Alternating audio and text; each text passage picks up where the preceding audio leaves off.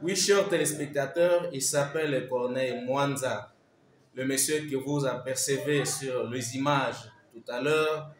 Il est au cadre du parti présidentiel Union pour la démocratie et le progrès social. Il intervient sur la situation qui alimente l'actualité en République démocratique du Congo, notamment la tentative d'un coup d'État dans ce pays. Voilà, cher honorable, qu'est-ce que vous allez dire tout à l'heure, votre avis par rapport à cette situation qui a alimenté l'actualité en RDC? Merci beaucoup, messieurs les journalistes, euh, pour le cadre que vous nous avez offert présentement, pour qu'on puisse aussi apporter nos impressions par rapport à l'actualité qui alimente le territoire national qui s'appelle la République démocratique du Congo. De prime abord, je tiens à dire à l'opinion tant nationale qu'internationale qu'on n'a point d'autre RDC à part celle-ci. Donc les acquis démocratiques, nous devons les préserver. Parce que la souveraineté d'un pays, chèrement acquise, on ne peut jamais badiner avec.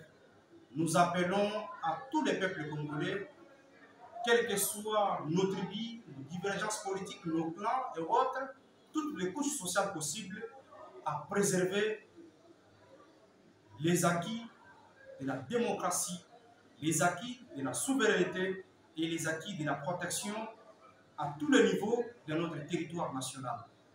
Donc, cette tentative manquée, ratée, merci au Seigneur parce que je suis chrétien, dans notre pays, prouve à suffisance que les ennemis de ce pays ne sont plus à chercher ailleurs, mais la plupart des cas sont des ennemis qui sont avec nous, qui vivent avec nous, qui mangent avec nous.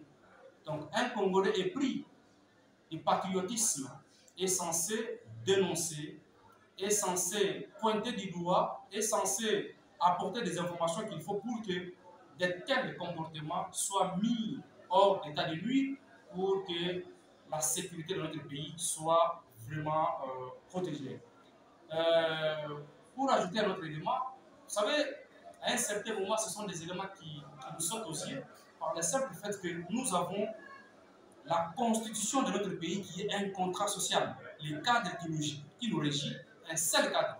Mais je dis, pour accéder au pouvoir, s'il y a des gens qui ont des ambitions, qui manifestent, bien sûr, les politiciens, les acteurs politiques de tous bords, doivent attendre la fin du mandat du président de la République, quoique, en tant qu'acteur politique, en tant que cadre de l'UDPS, j'ai la pleine conviction que nous, au sein du parti, nous sommes en train suffisamment de se préparer à tous les niveaux pour donner la grande majorité, laquelle écrasante, à notre futur candidat qui sera toujours Antoine Félix Tshisekedi Tshilombo, qui doit battre à plate couture tout celui qui se présentera comme étant son challenger.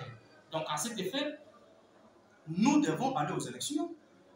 Nous appelons à tous nos amis qui sont dans l'opposition et dans l'union sacrée, par-ci, par-là, toutes les couches sociales qui se préparent à lieu en place de passer le temps pour rien en agitant certains cocotiers dans les noirs, question de pouvoir au moins prétendre renverser le régime actuel par la voie des armes qui est strictement interdite par notre constitution. Est-ce qu'il y aura élection en 2023 parce que vous l'avez évoqué, vu les contraintes évoquées par Denis Kadima, selon lesquelles les contraintes d'ordre sécuritaire, financier. Il y a une partie de la réponse. Tout pays qui se veut développer, tout pays respectueux, bien évidemment, parce que nous sommes un pays qui a une vision tout à fait démocratique, c'est une jeune démocratie, on ne se convient pas, nous voulons qu'il y ait des élections. Nous qui dépassons parce que nous sommes prêts, nous sommes déjà préparés et nous continuons à les faire. Et ce n'est pas un prétexte. Ce n'est pas un prétexte, aussi longtemps que l'unique machine qui est la seule habilité de pouvoir nous dire le pourquoi d'organiser les élections et le pourquoi de ne pas organiser les élections. Nous, en tant que parti politique, on s'en tiendra à ce que les institutions d'appui à la démocratie et certains instruments juridiques qui régissent notre pays, notre fonctionnement du pays, diront. Donc, à cet effet, nous ne sommes pas à un stade pour dire qu'il n'y aura pas les élections. Nous, IDPS, en tant que parti politique, nous sommes prêts aux élections et nous ne craignons absolument rien et personne.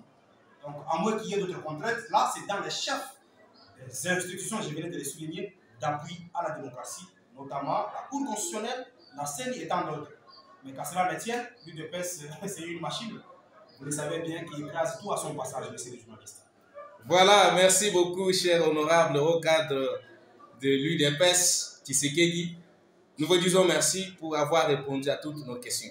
Merci beaucoup, monsieur le journaliste, pour la gentillesse. En tout cas, nous vous invitons à nous offrir sans relâche ces cadres pour qu'on puisse commencer à échanger aussi et émettre nos impressions afin de donner à l'opinion tant nationale qu'internationale le fonctionnement de notre pays, y compris notre parti. Merci bien. Merci beaucoup. Merci.